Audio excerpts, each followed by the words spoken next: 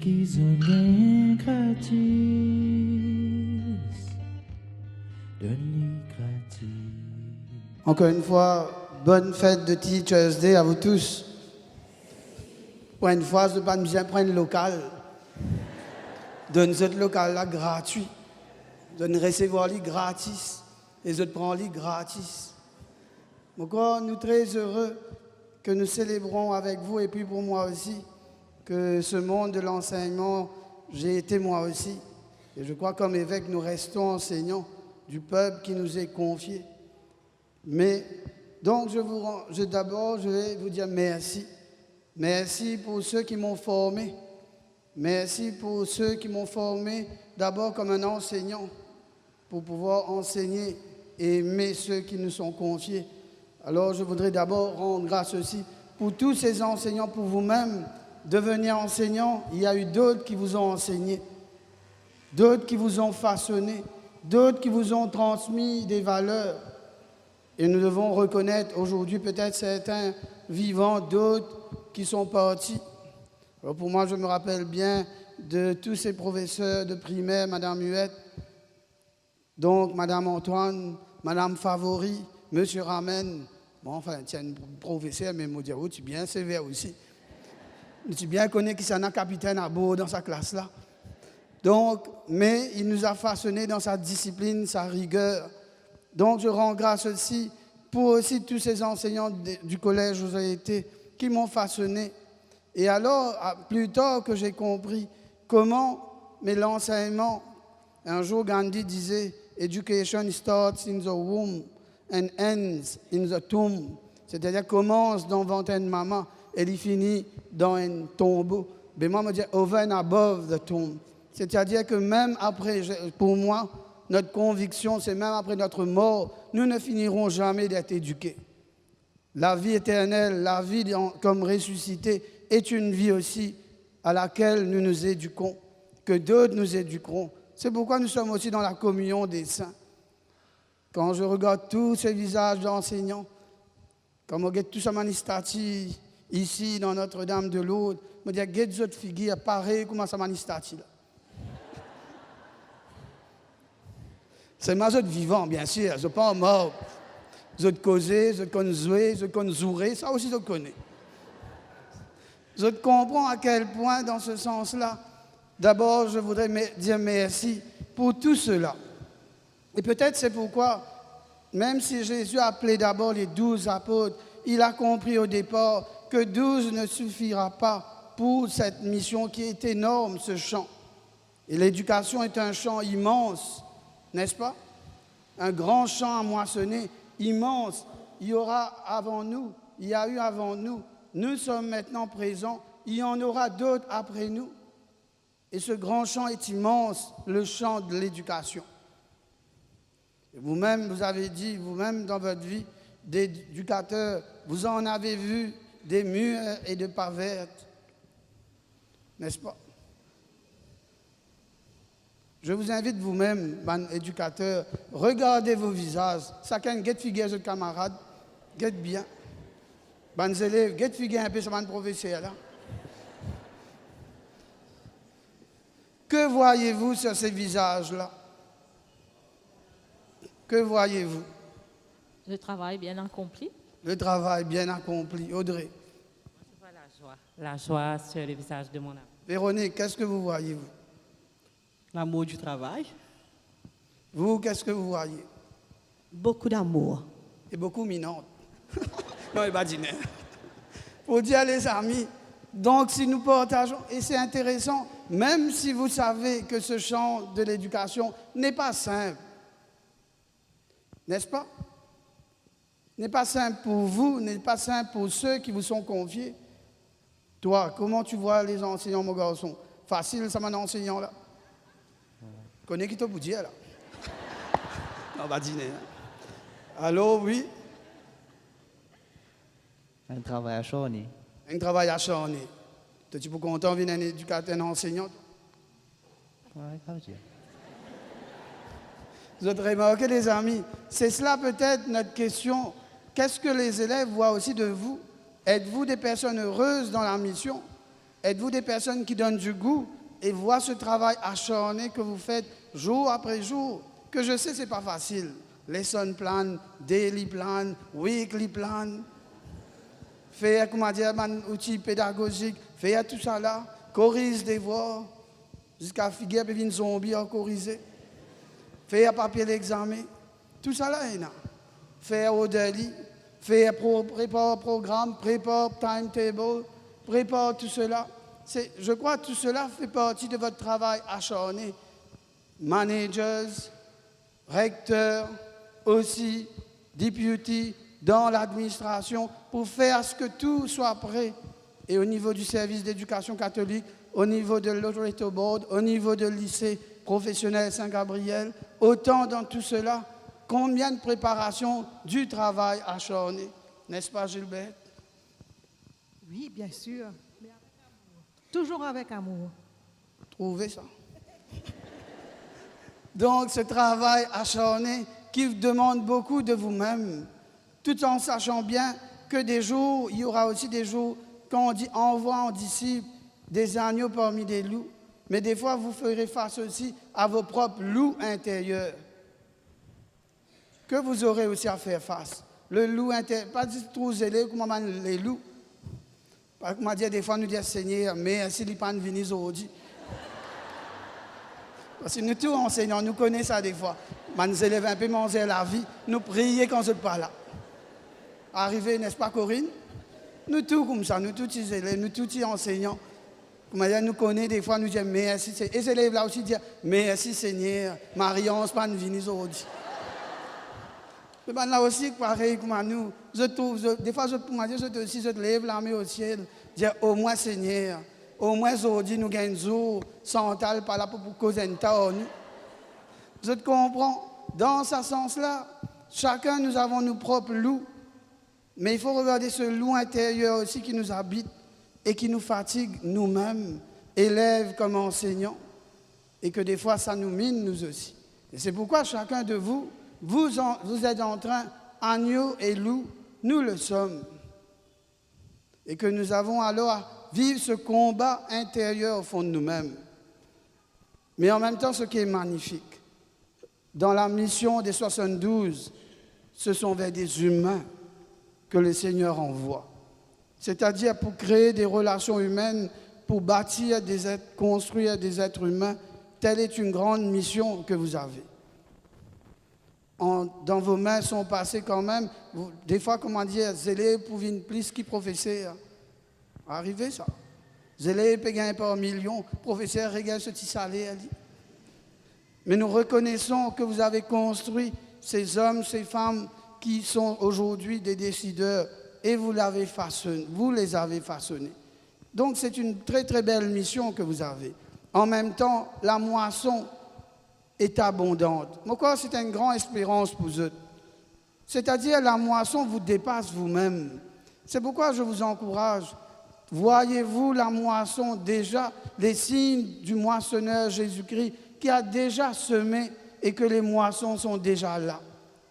Ça demande nous aussi, sans nos lunettes, sans nos regards, est-ce qu'il nous trouvait déjà des signes d'espérance dans l'éducation encore aujourd'hui?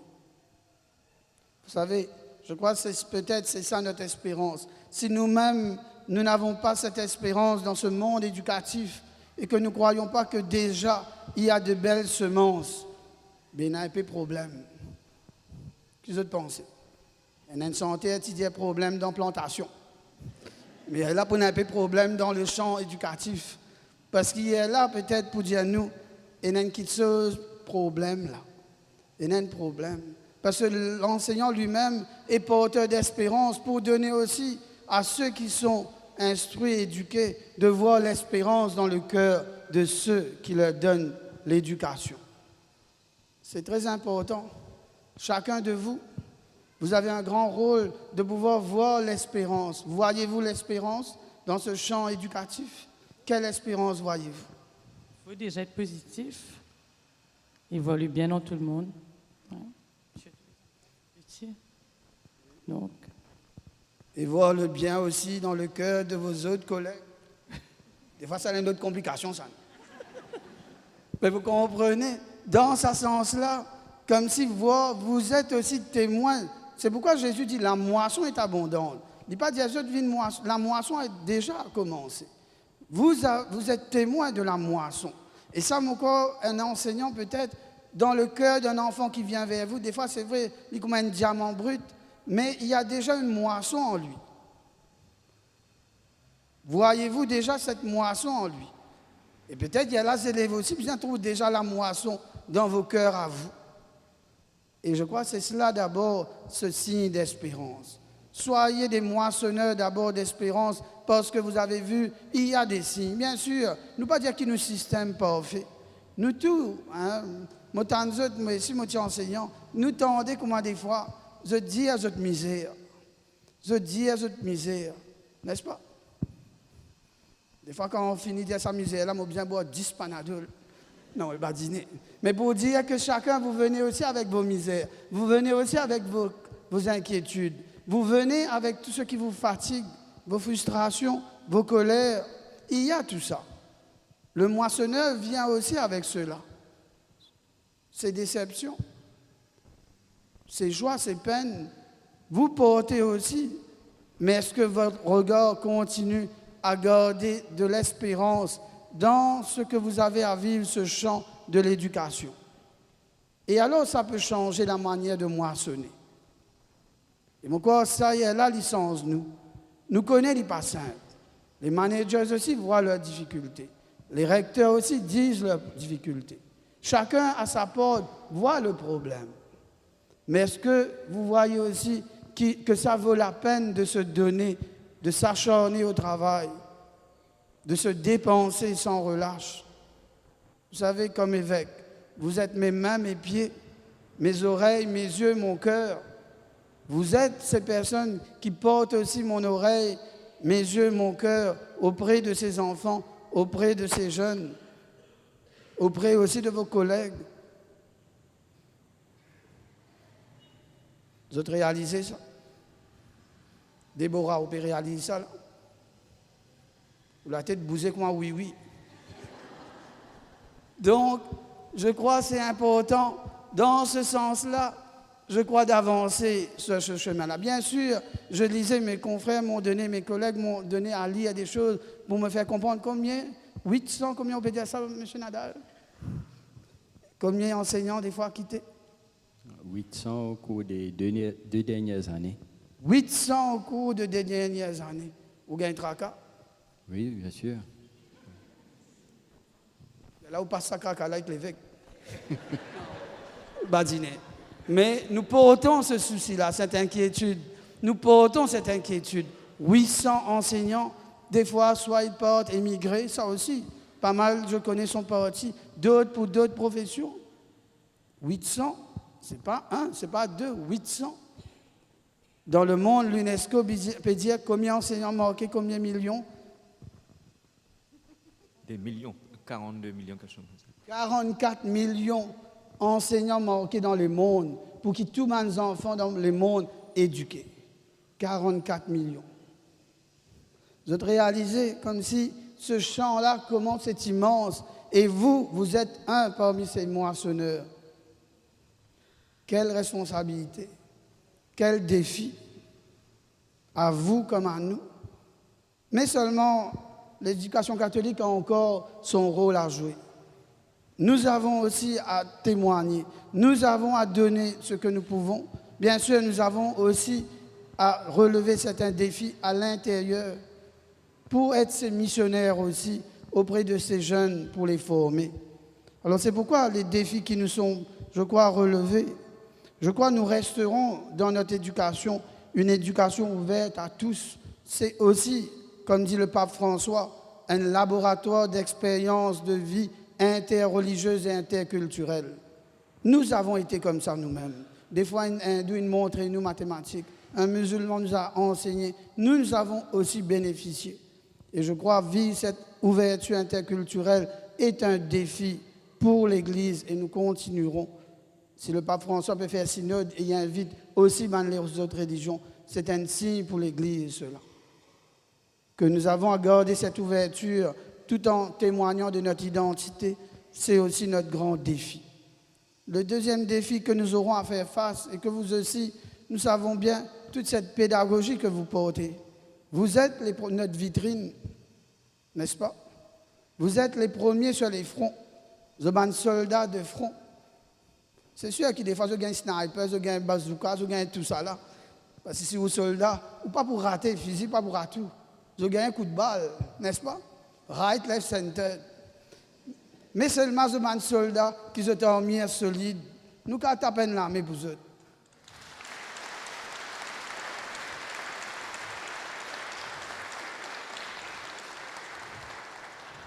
Parce que je suis conscient des fois, mission là pas facile. Vous venez avec tous les cœurs, mais grand matin, on peut venir avec tous les cœurs, ou content, sourire, un gros sourire. Après, on a un gros problème. Hein, figure, elle a ramassé. Figure, vient longue comme un maçon. Il rentre la case, bonhomme, pauvre bonhomme, il ramasse ça aussi. Ou soit madame ramasse ça. Mais on comprend, c'est vrai que des fois, vous êtes aussi ces soldats sur le front. Vous savez aussi des fois dans qui trancher, vous êtes en train de vivre vos combats. Et que nous sommes conscients de cela. Et c'est pourquoi nous ne pouvons pas continuer à moissonner sans vous. Sans que nous soyons forts ensemble. C'est pourquoi 72 là, Zézia veut déporter pour qu'ils ne soient pas tout seuls.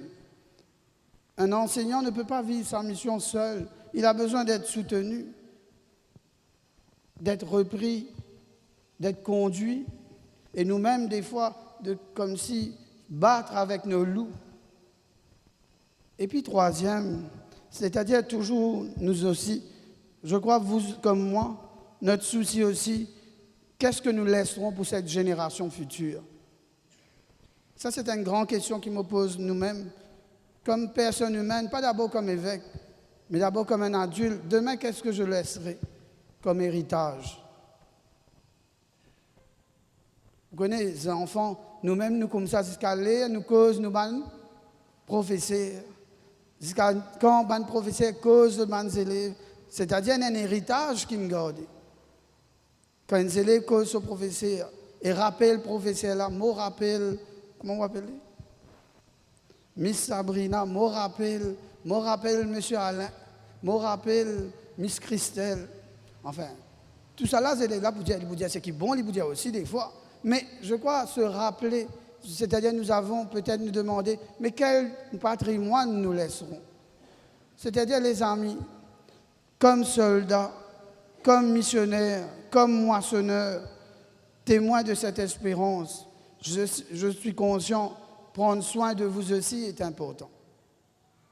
Nous sommes conscients de cela. C'est pourquoi nous sommes aussi en train de chercher quel meilleur moyen prendre soin de vous, pour que vous preniez soin aussi le mieux possible de ces enfants jeunes. Il y a dans les deux sens. Et vous aussi, comment vous, je crois, solidaires, tenant aussi avec ce service diocésain de l'éducation catholique, qui depuis 2016 fait un chemin qui est aussi pas simple. Vous êtes aussi sur le front.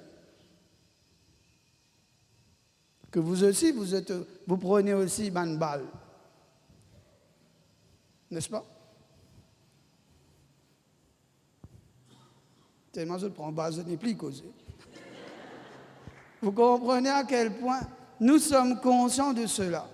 Vous comme nous. Et c'est pourquoi il n'y a pas l'évêque et d'un côté, le service diocésain d'éducation d'un côté, vous là-bas. Je crois que nous sommes sur ce même bateau, sur ce même combat, sur ce même... Bien sûr, chacun, je comprends bien, vient aussi avec ses joies, ses peines, ses frustrations. Nous pas qu'à dire pénant. Où il y a des hommes, des femmes, il y a les joies, les déceptions, les découragements, peut-être aussi les désillusions. Chacun l'a vécu à sa manière. Vous avez cru comme ça n'a pas été comme ça. Il y a eu un idéal, nous n'avons pas atteint l'idéal. Mais l'idéal n'empêche pas d'avoir une espérance. L'idéal, comme si pas atteint, n'empêche pas de croire que c'est possible. Je vous demande, priez beaucoup pour moi. Priez pour votre évêque. Ce n'est pas une mission facile. Moi, j'ai un PCV. Vous passez à moi, j'ai beaucoup de CV plus tard. Priez pour moi. Priez pour que je puisse aussi être ce bon pasteur pour vous. Moissonner avec vous. Missionnaire avec vous. Vous aussi, vous m'apprendrez dans le monde éducatif. Et je suis très heureux. Depuis je pars dans pas mal d'écoles primaires, secondaires, même collèges d'État. Je crois que c'est important. Et je remarque aussi tout ce que je vois devant moi. Les enseignants, comme ces enfants, ces jeunes, dans leur cœur, dans leur vie, qu'est-ce qu'ils perçoivent eux-mêmes. Et je crois pour moi, je ne suis pas triste, mais je suis rempli d'espérance tout en sachant que le combat est long, que la mission sera longue. Mais sans vous, sans chacun de vous, nous n'aurons pas aujourd'hui, après 2023 ans, cette grâce de témoigner de l'Évangile qui façonne encore les cœurs humains. Dieu donne la croissance. Ça a commencé avant nous. Cela continuera après nous. Cela continue en vous, en ces jeunes, avec ce qu'ils sont, avec ces enfants, bien sûr, avec tout leur combat eux-mêmes. Nous vivons tout cela. Mais ne vous découragez pas. Ne perdez pas espoir. Ne soyez pas des personnes qui vous êtes même vinaigris, frustrés, déçus. Gardez en vous cette grâce de l'espérance. Et donnez-moi aussi comme évêque de croire que c'est possible aussi d'avancer avec ces soldats loyaux, fidèles, qui croient aussi dans ce bien que nous pouvons accomplir ensemble. Nous avons envie de dire toi merci. Merci Seigneur. Sentez danser, crier, sente à l'espérance qui nous habite chacun. Au nom du Père et du Fils et du Saint-Esprit.